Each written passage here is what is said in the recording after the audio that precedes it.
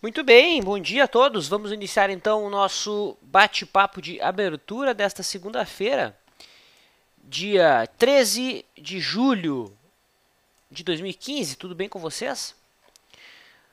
Quem conversa com os amigos é Fábio Figueiredo, Vlad, como acredito aí que a maior parte do pessoal me conhece, né? Um dia chuvoso aqui em Porto Alegre, iniciando então a semana. Quem acompanha ao vivo sabe que pode interagir comigo através do chat que fica abaixo do vídeo. E quem acompanha a gravação pode entrar no nosso site, ali no fórum, e enviar as suas questões. Tudo certo com o áudio e o vídeo? Eu acredito que sim, deixa eu só conferir. Tá tudo certinho, sim. Bom dia, Obi-Wan. Bom dia, Juliano. Bom dia aí, o Lobo, sempre presente no nosso bate-papo. E o pessoal que está chegando agora aí. Vamos lá. Então, índice futuro em alta, 1%, né? Alta de 1%. Chama atenção esse movimento que já no início dos negócios, né, a gente tem um índice futuro aí superando a máxima da semana passada.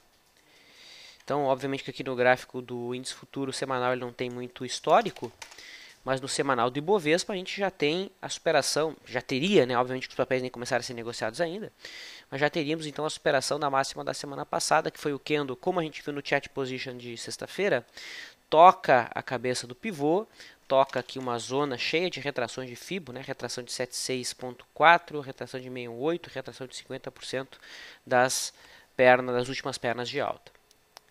No intraday, o INQ15 vai formando aí o primeiro movimento, ainda não está finalizado, né? Percebam que o quarto candle do dia fez então a maior máxima aí dos candles já formados, então aqui a gente precisa esperar a marcação de um topo para que a gente possa então buscar trades na ponta de compra.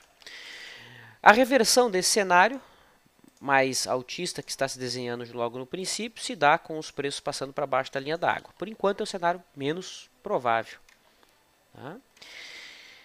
Percebam que o índice também rompe uma LTB mais curtinha, rompe com um gap, né? Temos resistência agora em 54 mil pontos, que é o número redondo logo acima. E o dólar? Bom, o dólar que na semana passada, no gráfico diário, havia então rompido aqui uma LTB, né? Uma linha de referência, tenta voltar para dentro dessa LTB. Porém, se a gente ajustar essa linha aqui, né, a interpretação do mercado está testando agora ela como suporte, né? Isso no diário. Percebo que os zigue-zagues aqui no diário ainda são altistas, a média ainda vira para cima. No momento até os preços tocam a média móvel de 21 de 9 períodos no diário. No intraday, o dólar abre em gap de alta. Percebam que tal movimento acontece após o mercado ter testado aqui a fronteira 1 do gap, que era o gap que estava aberto do dia 6 para o dia 7 de julho. Se o mercado perder esse patamar, o gap é fechado em 3.167, mas por enquanto esse é o cenário menos provável. Tá? Se um candle fechar acima da máxima do dia, temos setup número 1. Aqui no dólar já está formado o modelo. O primeiro movimento já está acomodadinho, lateral, bonitinho. E na venda, se o mercado perder a linha d'água. Nos 60 minutos, a média está virada para baixo, portanto, Dunninghams de baixa somente poderiam ser trabalhados. Enquanto no índice temos um Dunningham de alta formado, a superação da máxima da primeira hora, traz consigo posições por essa abordagem. O milho cai nessa manhã, 0,88, após tocar aqui então a resistência dada pelo topo anterior em 28,60. Quem trabalha com média móvel de 9 segue comprado, não há alterações dentro dessa visão. Boi gordo, repicando, testando inclusive a média móvel de 9 no diário, atenção em relação a ela, se ela virar para cima hoje a gente pode ter uma compra depois de uma forte queda aí no boi, né? O boi que no semanal está sugerindo algum repique. Percebam que depois de 4 semanas intensas de queda, o mercado vai esperando a máxima do candle da semana passada, no candle branco, formando então aí o fechou fora, fechou dentro. Então, a expectativa é de algum retorno à média e no diário esse movimento pode ser aproveitado por quem opera a média móvel de 9 no final do pregão, se ela virar para cima. Tá? Muito bem. Em relação às operações que estão em aberto, tá? Dentro do método Stormer, a posição que está em aberto é TOTS 3. A saída desse trade, né, está em 38,60, tá? Que é a máxima dos dois últimos candles. Tá? E pelo método Leandro não há operações. Né? Na sexta-feira tivemos aí o encerramento do trade em RADL3, que era o último trade que estava aberto. E não há posições no momento. Com essa pequena introdução... Ah, sim, faltou a gente ver as táticas de guerrilha, né? Vamos dar uma olhadinha nas táticas de guerrilha, embora na sexta-feira foi um candle relativamente grande, então deve ter alguma coisa. Vamos botar lá, colocar no site do Bolsa Financeira.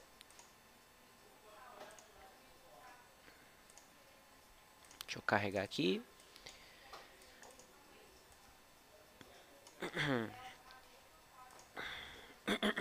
Perdão.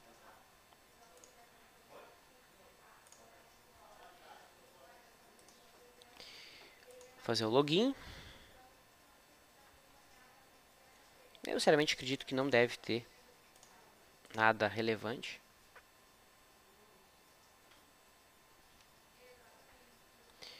Vamos ver aqui então, tática de guerrilha. E aqui a ferramenta ela já faz o escaneamento, né?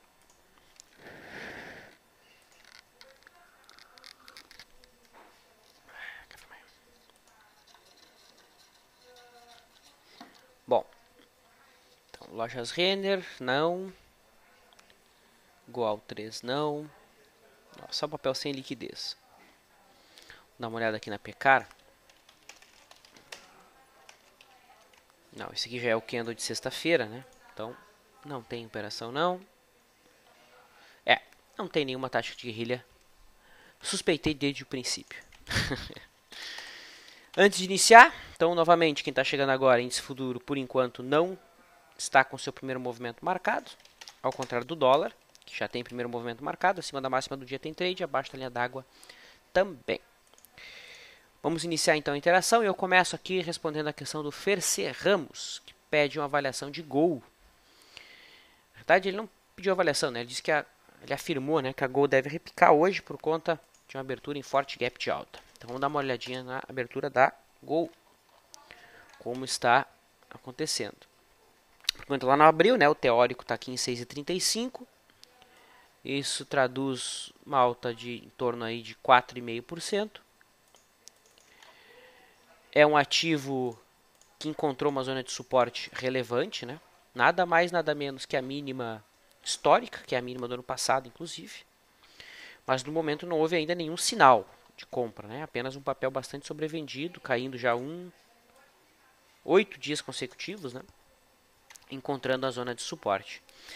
Nesse tipo de cenário é possível colocar um gráfico intraday e buscar brechas de entrada nesse prazo. Tá? Quem aceita argumento de Elliott percebe que já tem 5 ondas aí, né? 1, 2, 3, 4, movimento lateral e aqui a quinta onda.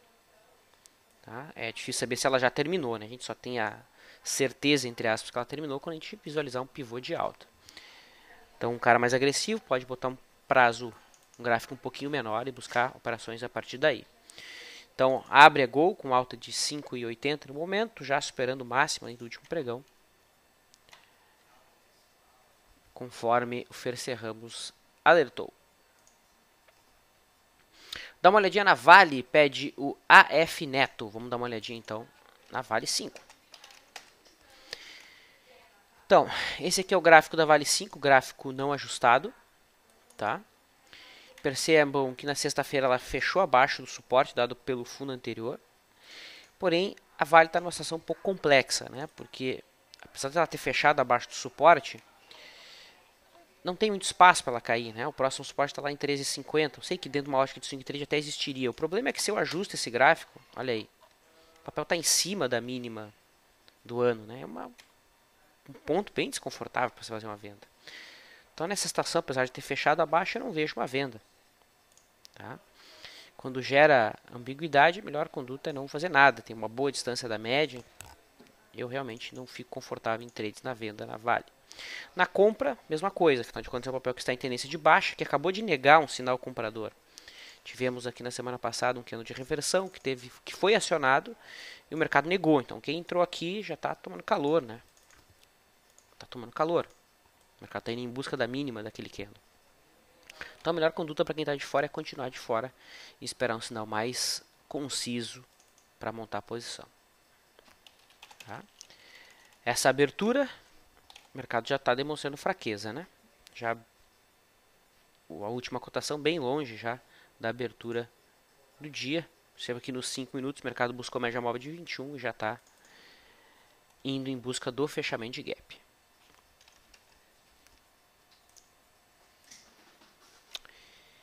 O Renato, Marco Polo está em leilão? Bom, não sei. Acabou de abrir. Mas a princípio entrou em leilão novamente. Certo, Renato? Então, tem vários critérios para o papel entrar em leilão, né? Quando há uma oferta muito grande, quando há um negócio fechando muito distante em relação ao último negócio que fechou, são motivos para o papel entrar em leilão no intraday. Então, no momento, sim, a Marco Polo está em leilão, pelo que diz aqui, deve abrir daqui 1 minuto. Novamente, 10:10. Marco Polo que está acionando um sinal de recuperação aqui no gráfico semanal, né? Depois de 1, 2, 3, 4, 5, 6, 7 semanas de queda consecutiva.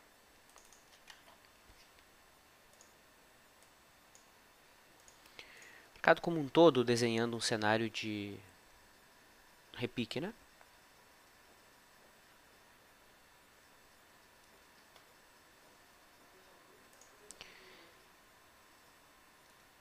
O GCE, Vlad, bom dia. Aproveitando a Marco Polo, a virada da média móvel de 9 para cima indica reversão de tendência. Indica reversão de tendência de curtíssimo prazo, GCE, porque a média móvel de 9 é uma média curta, né? Então, para operar ela exclusivamente, você tem que estar alicerçado em backtest para operar um papel sistematicamente, né? Tem que ser um papel que costume ter um bom comportamento em cima com essa média. O milho, por exemplo, é um mercado com essa característica.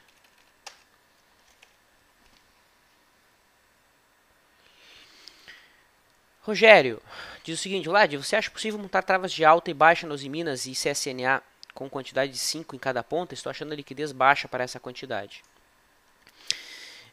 O problema de a gente verificar book de ofertas agora, Rogério, é que a gente está muito próximo da abertura, né? A gente teria que dar uma olhadinha ali por volta do meio-dia, 11h30, para a gente avaliar a liquidez das opções desses ativos. Mas vamos tentar dar uma olhada aqui. Vamos ver qual que é a opção no dinheiro aí da Uzi Minas. A opção no dinheiro seria a Uzin... Não, que já é a próxima. Uzin G41. Vamos ver como que ela se comportou na sexta-feira. Uzin G41. Que foi na sexta-feira. Teve um volume bem baixo, né? Mas essa aqui não deve ser a mais líquida. Por isso que não adianta olhar agora, né? Aqui eu vou ficar tentando catar qual que é a opção mais líquida, é difícil. Tem que ser enquanto o mercado estiver rolando. O mercado a maior parte das opções nem abriram ainda, né? Não só da Uzi Minas, mas da própria Vale, Petrobras, nem elas mesmas abriram ainda. Vamos ver a G42 aqui. Aqui foi na sexta.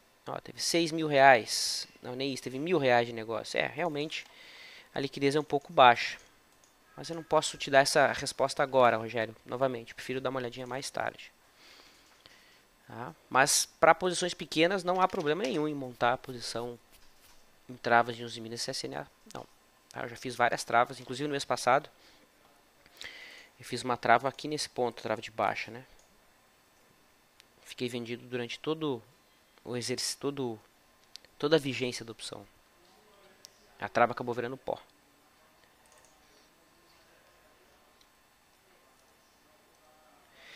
O Lobo, Vlad, se no final do dia a média móvel no boi virar para cima, onde estaria o stop tecnicamente mais adequado? Bom, boa tua pergunta, Lobo. Você colocou parênteses, né? Tecnicamente mais adequado. Porque pela média móvel de 9 não necessariamente é necessário você usar stop, né? O stop é a virada da média. Quando ela vai para baixo, você cai fora. Mas o stop do ponto de vista técnico ficaria abaixo da mínima, lá em 142,60. Tá? Inclusive no semanal ela está gerando trade agora, trade de retorno à média. O boi gordo gera sim. Tem essa expectativa. Frajola, é hora de comprar ou vender o Petrobras? Depende da abordagem. Depende muito da abordagem. Né? Percebam, quem trabalha no gráfico diário e segue tendência, né, percebe a Petrobras em cima do fundo anterior. Né, testando aqui a zona de resistência dada pelo fundo anterior em 11,90. Ela não só testa esse ponto, como também testa a média móvel de 9. Então, no diário, a perda da mínima aqui do último candle, que é uma inside bar, pode ser um argumento de venda. Esse aqui, inclusive, é um Dave Lander, né? A máxima no dia 8 estava acima dos últimos dois candles, vai trazendo um start a cada nova mínima, assim que perde, você faz a venda. Então, se você é um swing trader que segue tendência, essa pode ser uma alternativa de trade. Agora, se você trabalha com gráfico semanal, olha onde é que está a Petrobras. A Petrobras está em cima da cabeça do pivô. Isso aqui é um pivô de alta, que ela acionou na semana aqui do começo de abril. Semana passada ela tocou a cabeça desse pivô, com um candle branco. Esse candle branco testando a média móvel de 21, então temos um ponto contínuo no gráfico semanal. E esse ponto contínuo, se eu novamente volto aqui para o gráfico diário, acontece depois de o mercado ter feito 1, 2, 3, 4, 5 movimentos de alta. Depois de 5 movimentos de alta, o mercado costuma corrigir em 3 tempos, A, B, C. Então, se o cara é eliotista, buscaria trades na compra, aqui nesse ponto. Tá? Se o cara segue gráfico semanal, também tem trade na compra na superação da máxima da semana passada. Então, depende qual é teu prazo, depende qual é a estratégia que você está utilizando.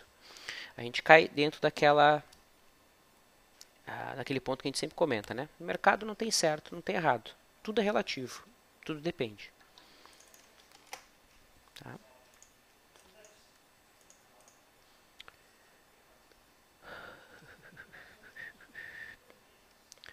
Paulo, diz o seguinte, Vlad, bom dia. O segundo candle do índice fez uma mínima e máxima menores que o candle anterior. Isto não pode ser considerado o primeiro movimento?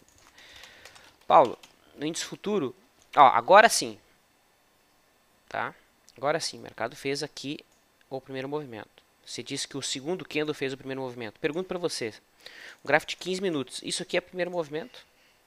Não, o primeiro movimento é no mínimo 4 candles. Tá? E aí existe toda uma interpretação a partir desses 4 primeiros candles.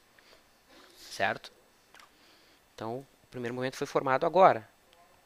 Tá? Eu sugiro, não sei se você já assistiu o treinamento. Se você não assistiu o treinamento, Paulo, eu reitero que participe do treinamento Método Leandro para pegar todos os detalhes da abordagem. Tá? Então, isso aqui definitivamente não é primeiro movimento, tem nada a ver com o primeiro movimento. Tá? Se você já assistiu, sugiro que assista de novo. Tá? Ali no nosso site, o indivíduo que tem acesso ao treinamento pode ver o curso quantas vezes quiser. Tá? Então eu vou mandar o link aqui para ti e para todo mundo que se interessar dentro dessa abordagem. Tá? Deixa eu colocar aqui nos dois chats, tanto no LS Live quanto no bate-papo de abertura.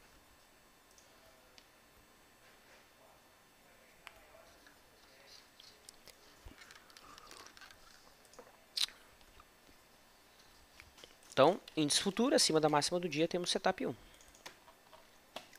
Agora sim foi consolidado. CISA pede uma avaliação de BRML3. Brasil Malls.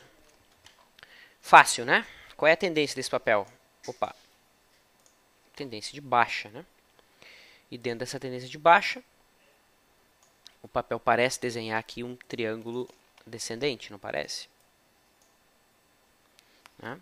Abaixo da mínima da faixa dos R$14, porque tem uma mínima que foi deixada aqui na semana passada, a expectativa é de continuidade do movimento.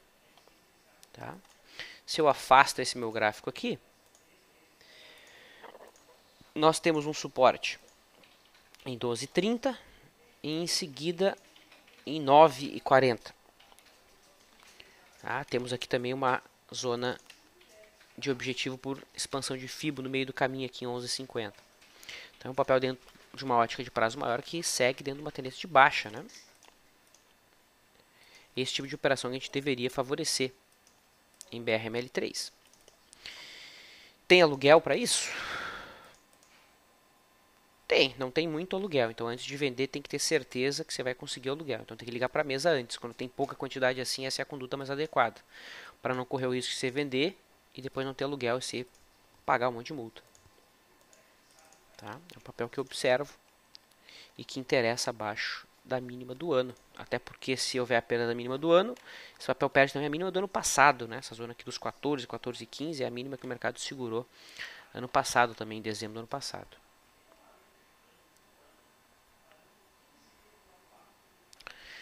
E para fechar, BBDC4 que é solicitado pelo Vitor.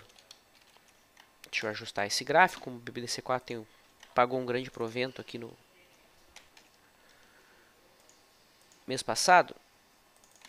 Então aqui a gente tem o gráfico do Bradesco, que trabalha dentro de um cenário mais lateral, né, Vitor? Não tem uma tendência muito clara, muito limpa aqui. Tá difícil de observar essa tendência. O papel encontrou suporte na faixa dos 27,20, que era a mínima de fevereiro, mínima de março. Foi o ponto que o mercado virou aqui em julho. Tá? A resistência imediata fica em 29, se romper 29,10 para ser mais exato, o papel deve fluir até os 32,10 aproximadamente. Então esse aqui seria a leitura gráfica de BBDC4, né? Um movimento mais lateral em formato de retângulo, acima de 29,10. O papel deve convergir até a zona de 32. Então, no momento eu não vejo muito o que fazer aqui neste ponto. Certo? Então basicamente é isso. O Obi-Wan pediu aqui qual foi o retorno do método Leandro nos últimos 2 meses. Esses dados estão no site Obi-Wan. Deixa eu mostrar aqui para você. Então aqui no nosso site, ó, materiais e acompanhamentos, você tem a visualização não só do método Leandro, mas também do método Stormer, mini índice, mini dólar, FR2 e assim por diante. Tá? Então aqui em materiais e acompanhamentos você tem acesso a esses dados. Índice futuro, então, acima da máxima do dia, setup 1, abaixo da linha d'água, setup 2. Dólar, acima da máxima do dia, setup 1, abaixo da linha d'água, setup 2.